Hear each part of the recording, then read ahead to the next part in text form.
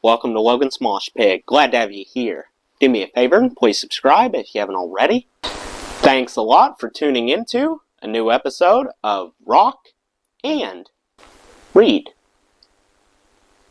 Today we'll read chapter 10 of No Regrets by Ace Frehley from Kiss. Here we go. One of my biggest mistakes with Kiss was a failure to pay attention to details. That was my nature back then. Still is to a degree. I wasn't that interested in the business side of the business. I was into the creative and fun side, which proved to be problematic when things stopped being fun. In the early days, I used to say to myself, "You have the greatest job in the world. You get to do what you love to do, and you're getting paid to do it." Then one day, I woke up, looked in the mirror, bleary-eyed and hungover, and thought, man, I'm not digging this at all. Maybe if I had been a bit more attentive and clear-headed as we steamrolled through those first few years and gotten more positive feedback from everyone on my accomplishments, I'd have been in a position to offer more input and possibly help create a scenario in which I wouldn't have felt compelled to leave. Hindsight, man, it's a bummer. A waste of time, too. So much went down behind the scenes during the first few tours and during the recording of our first 3 albums. It's almost a miracle the band survived it all. We were working our asses off, touring like crazy, refining our live show, writing material, and cranking out record after record, maintaining a pace that today would be unimaginable. We weren't just burning the candle at both ends, we were incinerating the thing.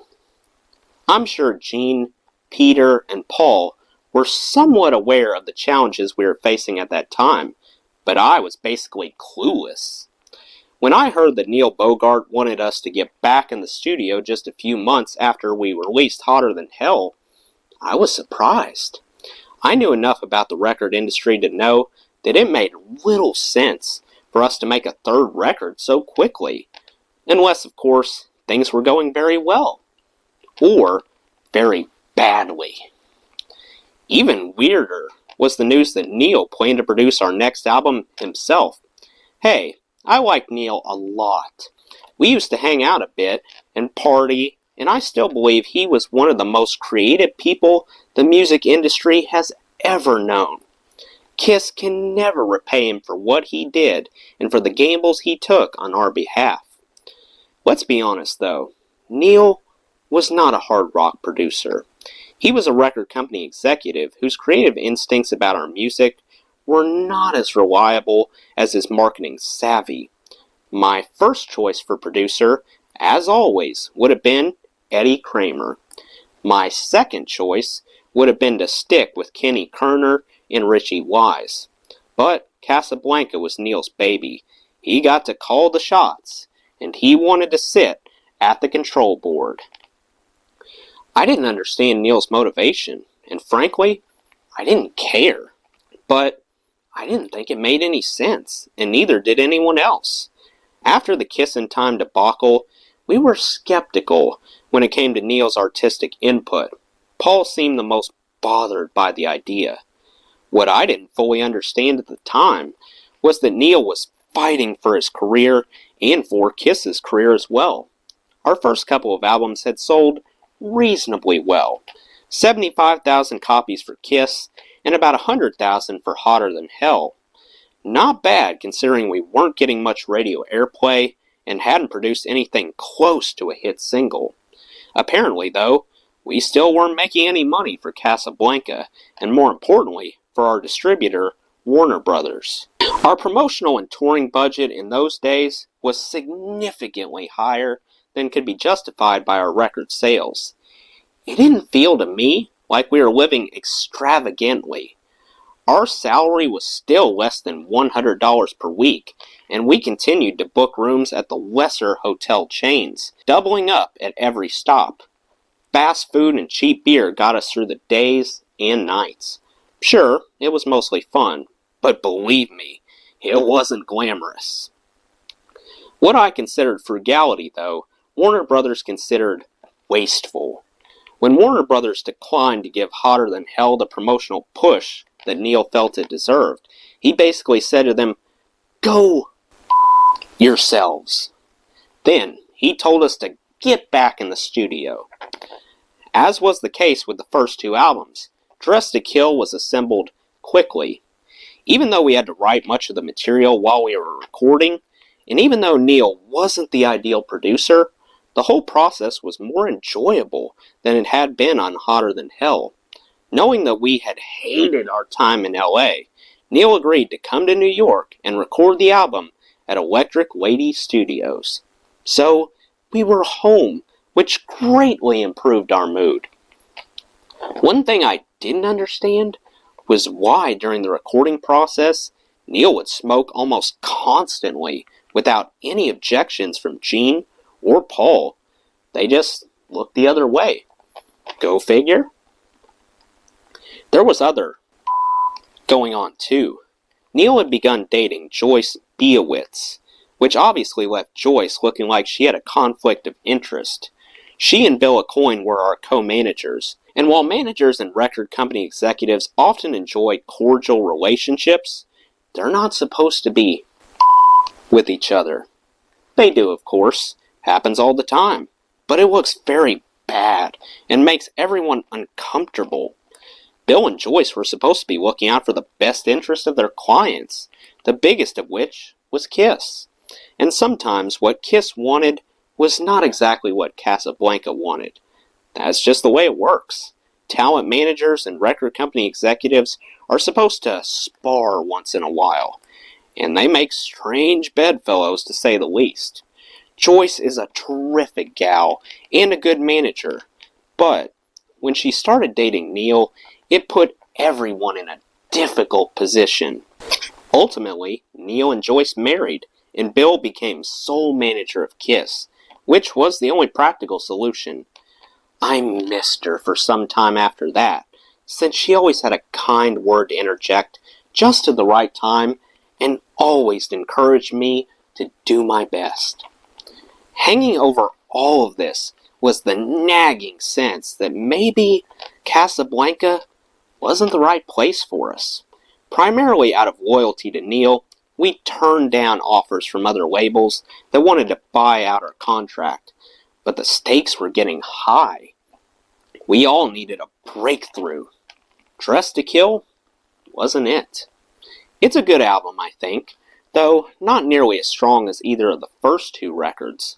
Having Neil in the studio with us was kind of a trip, like having your boss looking over your shoulder while you work. But it became obvious fairly early in the process that while Neil had a lot of opinions about how the band should sound and what types of songs we should record, he lacked the expertise to bring those ideas to life. Paul and Neil butted heads most of all. As a result, many of the technical and creative decisions on Dressed to Kill were made by the band members, along with Dave Whitman, the engineer, and we were listed as co-producers with Neil. Two things really distinguished Dressed to Kill. The first was the clever album cover, which featured the four of us standing on the corner of 8th Avenue and 23rd Street wearing suits and ties and full makeup. We had done something similar for a Cream photo shoot and liked the concept so much that we went with it for the album. Here we are, world, just regular guys going to work. The second was a song called Rock and Roll All Night, written by Gene and Paul with the specific intention of creating a Kiss anthem, something fans would wait all night to hear when they went to a live show, and then stand and scream their lungs out to it when it was finally played. An anthem is a signature song, the ultimate sing-along. Neil felt like Kiss needed something like that, and basically instructed Gene and Paul to come up with one. It's an ass-backward approach to the craft of songwriting, of course. Songs become popular for all kinds of reasons, but the most obvious one is because they're good. You try to write well and perform with honesty, and then you hope your fans respond. There's something very cynical about the idea of creating something designed specifically to provoke a certain reaction. But that was the way Neil worked, and in this case, he was absolutely right. The first time we rehearsed Rock and Roll All Night in the studio, I knew it was a good song. When we actually laid down the track, I had a feeling it would be something special. To simulate the effect of thousands of concert goers chanting along with the chorus, we invited our friends into the studio. It was wild. Neil and Joyce were there, leaning into a microphone. Bill a coin, Peter's wife Lydia, and other people on our team all shouting along with the guys in the band. I wanna rock and roll all night and party every day. I think we all knew we had something unique with that song, and in fact, it did do fairly well as a single. But it wasn't until we started playing Rock and Roll All Night live, with a blistering guitar solo thrown in for good measure, that it really became the anthem we had hoped for. Fans loved it, and it quickly became one of our signature songs and a reliable show-stopping encore for live performances. Unfortunately, we often weren't given an opportunity to do an encore. As our popularity increased and word of our live shows spread, an interesting thing began to happen. You see, we were still almost exclusively an opening act through our first 2 tours, but as time went on, we began to notice that a growing percentage of the crowd represented KISS fans. It's a tricky thing when you go out on the road as a supporting act. You want to put on a great show. You also want to get the audience all pumped up for the headliner. Those 2 goals aren't necessarily complementary. If you suck, the crowd will get pissed and boo you off the stage. If you're too good, though, the headliner will get pissed and fire you from the tour, or at least refuse to hire you again. In the beginning, a lot of people simply didn't know what to make of KISS, and we won them over anyway. As time went on, we found that even though we were the opening act, the audience would sing along to our songs, and sometimes get so worked up that they'd want an encore. We always delivered, unless the headliner forbade it, which happened on more than one occasion. It's understandable, really. I mean, KISS was a tough act to follow. Dressed to Kill was released on March 19th, 1975. By the time it hit stores, KISS had become a live phenomenon. We weren't just a fringe band or a gimmick anymore. We were a band everyone wanted to see, a traveling circus that earned new fans with every stop along the way. 2 days after the record was released, we played the Beacon Theater in New York. This was among the highlights of my time in KISS. More so than the other guys, I'd grown up in the New York club scene. The Beacon was a New York landmark, a former movie theater that had recently been converted into a concert hall. In the coming years, it would be one of the most popular live music venues in the city, and KISS was at the forefront. The very first time we played there, we also were the headlining act. What a trip, man! Just a few weeks earlier, we'd been in California, opening up for a band called JoJo Gunn. By the time we got to New York, the roles had been reversed, and JoJo Gunn was opening for KISS. We sold out the Beacon. In fact, we sold out so quickly that a second show was added. More than 6,000 tickets were sold, an incredible number for a band that still had not yet had a hit single or album. I remember feeling an incredible rush of pride and adrenaline when we took the stage at the Beacon, with the crowd outside chanting our name. This was what we had been working so hard to achieve, and that satisfaction was immeasurable. I had a ton of friends in the audience that night. Jeanette was there. So were my parents. I remember the look on my mother's face when I saw her after the show. It was almost as though she couldn't imagine that her son was the same person she had been watching. It was a mixture of pride and disbelief. Same thing with my father. Dad didn't say much, but I could tell he was proud, or maybe just relieved that I hadn't turned out to be the complete up he suspected I'd be. I'm not one to worry about what journalists have to say about my music. Critics can be snotty and self-important bunch of holes. I discovered early in KISS that they're completely out of touch with the general public. We made music for the masses. It was popular entertainment, and we were good at it. The very things fans loved about KISS, the simplicity, volume, energy, and especially the theatricality, were the things that made so many journalists hate us. And the more highfalutin the publication, the more likely they were to take a on our records and performances. So imagine our surprise the morning after we appeared at the Beacon Theater when a review published in the New York Times was not only fair, but downright flattering. The whole audience was standing on the seats for the last 45 minutes, an event even in these days of rock emotionalism. It may be overly simple and unpretentious rock, not so much sung as shouted, but KISS communicates a sense of fun and commitment to the music. Yeah, I could live with that. The months that followed the release of Dress to Kill were in some ways among the weirdest of my time in KISS. Not in terms of bad behavior or disputes within the band or anything like that, but simply because we found ourselves treading water, commercially speaking. It made no sense. Here we were playing bigger venues and drawing bigger crowds. Fans were starting to show up in KISS costumes and makeup. They sang along throughout the show. We had moved something like 200,000 copies of Dress to Kill. Again, without the benefit of a top 10 single. Our live show was so popular that suddenly we were viewed as a threat to many of the bands we had once supported. At the same time, we kept hearing horror stories from management about our dire financial situation. After splitting with Warner Brothers, Casablanca was in big trouble. Neil was financing projects out of his own pocket. KISS was selling a decent number of records, but apparently still not enough to cover the cost of touring.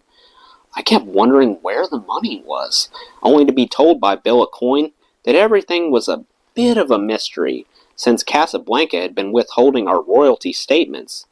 Bill began running up his credit cards to help keep the band afloat. I tried to ignore most of this and stay focused on the things I found important, playing and performing. But I couldn't help but wonder what we had to do in order to make KISS a financial success. How could we tap into the enthusiasm, which was rapidly becoming fanaticism, that we saw every night from the stage? The answer, in retrospect, seems obvious. Do a live album. But you have to remember that in 1975, live albums weren't exactly cash cows. A number of bands had tried and failed, so record labels were understandably reluctant to support them. Live albums generally were reserved for supergroups, bands with fan bases so large that you could expect to sell at least a moderate number of albums and therefore not lose money. The prevailing wisdom within the record industry at this time was that live albums were basically a waste of time and effort, especially if the band in question hadn't already accumulated a bunch of hit singles. Live albums, for the most part, were really nothing more than greatest hits packages rearranged and served warm to a ready audience. KISS had no hit singles, no gold records. Why in the would anyone want to buy a live KISS album? More importantly, why would any record label support the idea? For some reason, though, we thought we could buck the trend. I don't remember who came up with the idea, and I don't think anyone has ever taken credit for it. Everyone involved with KISS understood that we were primarily a live band, a 2-hour thrill ride for concert goers. Our first 3 records were all solid, but none of them had captured the Kiss experience. Maybe the only way to do that was to put out a live album. The idea was kicked around for months. One night, somebody pulled out a copy of Uriah Heep Live, a 2-record set released in 1973, and that gave us some ideas about concept and packaging. The idea simmered for a while, until Bill got involved and took it to Neil. For the longest time, I couldn't believe that Casablanca gave a green light to the project, but I now realize that it was basically a decision born of desperation. Part of Bill's argument centered on the fact that a live album would be cheaper to produce than a forced studio album. Even if it failed, there would be less of an investment to recoup. Neil was already floundering. I guess he just figured, what have we got to lose? When I heard that Casablanca had opted to go forward with the live project, I was intrigued. And when they told me Eddie Kramer would be in charge, I got really excited. We hadn't worked with Eddie since the demo days, and we all had a ton of respect for him. Even with 3 albums on our resume, I knew we had yet to record anything that sounded as strong as the demo we had put together with Eddie. The guy was a genius. If anyone could do justice to Kiss, if anyone could produce a live album by a road-weary theatrical hard rock band and turn it into something unique, it was Eddie. I knew in my gut that he was the right man for the job. There were a number of different approaches you could take when assembling a live record. The simplest, and probably most cost-effective, was to set up equipment at a single show and try to capture the songs and experience of one night on the road. Eddie had different ideas. Since it's almost impossible to be perfect on any given night, he decided to record 5 different concerts and cull the best material. When Alive was released in September 1975, hardly anyone knew that this was the strategy we had employed. Most people presumed the album was an exact recreation of a single Kiss concert performed on May 16th at Cobo Hall in Detroit. This was not the case at all. The recording and remixing of Alive has been the subject of endless speculation and gossip over the years, so I'll try to set the record straight here. Eddie came out on the road with us and made it clear from the start that he would do whatever he had to do in order to capture the Kiss experience on vinyl. No way that was going to happen in one day. He set up mobile equipment in Detroit, as well as Davenport, Iowa, Cleveland, and Wildwood, New Jersey. Eddie was totally into the whole process, probably more committed to it than we were. It was actually kind of strange. We'd forget that he was there, or what sort of impact his presence might have on the show. I don't think any of us had a clue that a live record would prove to be the turning point in our careers. I sure as didn't. Before each of those shows, I'd be hanging out in the dressing room, going through the usual routine, applying makeup, warming up, throwing back a few beers, when Eddie would walk in and give us a little pep talk, as well as specific instructions. Remember, we're recording tonight, boys. Maybe you could do me a favor and try to move around a little less, not jump quite so high. I'd just laugh. Kiss was Kiss. Asking us to hold back on stage was like asking a dog not to bark. It was in our DNA. You had to feel a little bit for Eddie. He had his work cut out for him. The things that mattered most to him as a producer, precise playing, clear pitch-perfect singing, were secondary to us. Not that we didn't want to hit the right notes. I took great pride in my solos, and always felt a bit of frustration or sadness after a show if I something up. But the reality of playing live in a theatrical rock band is that mistakes are not uncommon. A live concert is a different animal than a studio performance. When the audience is screaming and you're running all over the stage, sweating and exhausted, your heart racing, things go by in a moment that would be unforgiving in a studio setting. The audience rarely even recognizes the clunkers. They're too caught up in the show.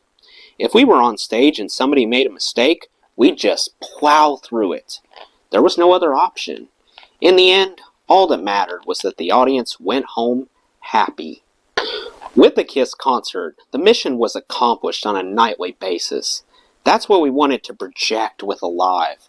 The sense of fun and excitement and energy that was such a big part of the Kiss experience.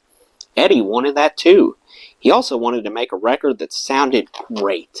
In order for that to happen, he explained, some minor adjustments would have to be made. What do you mean? I asked him. Well, it might be easier if you just listened. Eddie proceeded to play some of the tracks off the tapes he had recorded from our concerts, and I have to admit, they were problematic. No, sure, they were loud and spirited, and generally well played, and the crowd was into it, but there were many mistakes, not just by the band either. A lot can go wrong when you're recording a concert, technically speaking. The mix can be off, recording equipment can fail, instruments can be out of tune. Getting it right on the first try to a degree that would please people who have paid $10 for the album, mostly hardcore fans who already know how the songs are supposed to sound, is no small task. Don't worry, Eddie assured us. We'll fix everything in the studio. The studio? So, that's what we did. We all went into Electric Lady, and for the better part of 3 weeks we tinkered and tweaked, and sometimes completely overdubbed songs. None of us got off the hook completely. There were times when Eddie was unhappy with Paul singing or Gene singing. While he was generally pleased with my solos, I didn't nail every note as well as I might have. Sometimes Peter's tempo was off just a bit on the drums. As the studio sessions went on, we became increasingly flexible in terms of what we considered to be acceptable doctoring. We all agree that Eddie had a strong ear and a great production sense.